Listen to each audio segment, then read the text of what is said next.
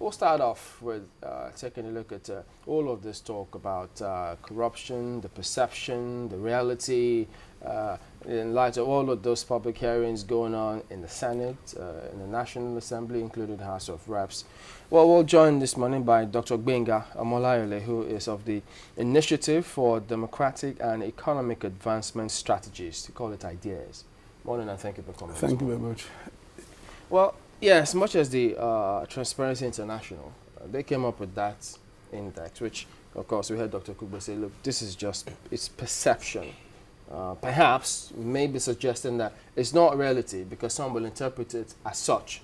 But from what you've seen, you think he's got a point there because, look, he says, look, it's not going to be a short bout. It's a long fight. It's a long haul, of which they're all involved in. And they seem, he says this government is doing its best to ensure that this corruption is fought. So misrepresentations may be going on out there. Well, Dr. Okukpe is a senior medical colleague whose opinion I would respect very much. He's also a politician like myself. You know, we have three things in common, a lot of things in common. I'm a man, I'm a medical practitioner, an entrepreneur, and a politician, and he's also one as well. And if there's anybody at all that is probably, I don't know if he's my senior in politics, but then I think we might just be contemporaries because I started as a member of the youth wing of UPN, and if I can remember very well, he started with MPN. Of course, I know that his late father, Agbomagbe Okupe, you know, the one that started Wema Bank, was a politician. He probably would have been carrying his bags around. So that might give him an edge over me. But let's quickly talk about corruption, perception, and then when you talk about Transparency International and whatever, you know, data they come up with, whether we like it or not, we must respect it. It might be subjective, it might, you know, be the end from which they're looking at corruption. But the important thing is that we have a big fight in front of us. The hydra-headed monster known as corruption has to be fought. As the government got the political will to fight it, whether the answer is yes or no, I leave that, you know, to public analysts. But the important thing is that corruption must be fought to the barest minimum.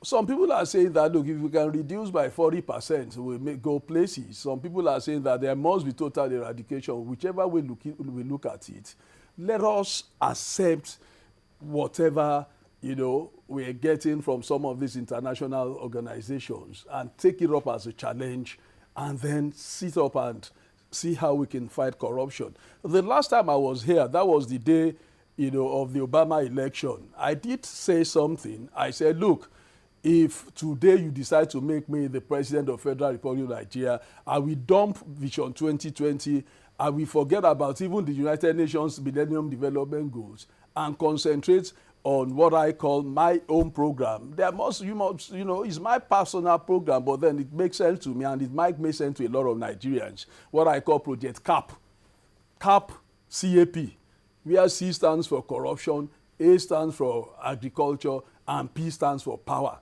If I face, you know, those three sectors in 3 years, you understand, I think I can be able to get out of power without asking for a second term. Okay, but in the meantime, yes, do you think that this government is fighting corruption, and how so?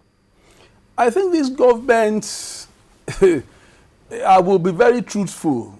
As I always say, I belong to a very, very old school of political philosophy, the Awolowo School of Political Philosophy. And then one of the basic principles is that the truth must be told at all costs. This government is not fighting corruption. To start with, Jonathan is trying, he's a God-fearing leader, but then when you are overwhelmed with a problem, you know, You think they're overwhelmed with this fight? They are overwhelmed with corruption. But let me quickly say this, and that has always been my recommendation right from the start. You know, I think EFCC, as at the time of Ribadu, was best positioned to fight corruption. Forget about, you know, because I remember all of the criticisms. He was being used by Obasanjo, blah, blah, blah. But some people were being tried for corruption successfully, and they were being jailed. What are we having today? people are arrested, we don't get results. And then there is also this, I don't want to be biased yet, but I want to keep studying the cases we are fighting. You know, there seem to be, you know, a particular sector of the country seem to be, you know, bearing the brunt of the fight. Each time they come up with a high-profile case, it's a Yoruba man. Is it coincidence? Are we the thieves? Are we the corrupt ones in Nigeria? Look at the most recent high-profile case we are talking about. A lot of people don't even understand the express road. There was, you know, this is, it is not a contract. I've listened to a lot of people. They think what is going on in that place is that Wale Babalaki got a contract to build the express road and disappeared with the money. And now he's being haunted by EFCC for stealing. Whereas the case is that this man came up with a concept known as build, operate, and transfer, which he did successfully for the local airports, which he's trying to apply, you know, to the express route. But he has not been able to find funds. In these days of global meltdown, it's not easy to find funds to run what he's trying to do. Get funds, run the place for 35 years, I think, and then hand over to government. So is the government wrong to have intervened in that matter and taken... I don't know the terms of the agreement, but I read something in the paper yesterday that there is a group, I think maybe a governmental organization or a group, ICRC, that they're coming to the matter and they think in some areas that boycotting is right. Now, but the EFCC case he's having is completely unrelated to the express road. But the assumption people are having is that this man chopped government money and he's been arrested by EFCC. Whereas that is not the case. So why do you think this government says they're really fighting corruption and that what is being talked about is mere perception, but they are fighting corruption? I must try as much as possible to be loyal to my party, the PDP, but at the same time, the truth must be told. Perception or not. Perception is, in medicine, is you're talking about the way you see things. You know, when you're talking of perception, I use the letter E. You know, letter E from one angle is M, from another angle it is W. Isn't it? When you look at it from different angles, you are getting W, you are getting E, you are getting M.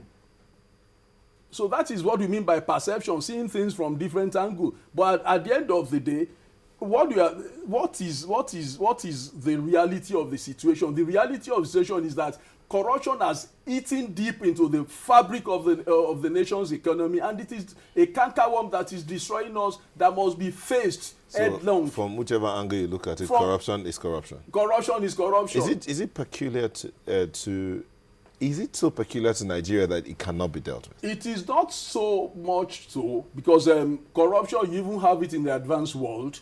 Look at Russia, for instance, that practiced communism for years. By the time they broke the walls of communism, you saw billionaires that were coming out and buying football clubs all over the world. So corruption is all over the place. But what we are saying is that a situation we have 80 to 90% of the people living below poverty line, corruption kills. And the truth is that this nation can afford to take care of the need of every citizen. I am telling you. But we cannot afford the greed of a few people. If the money is so much that people can be corrupt and we don't feel it, but people are corrupt and people are dying. So who are these few people?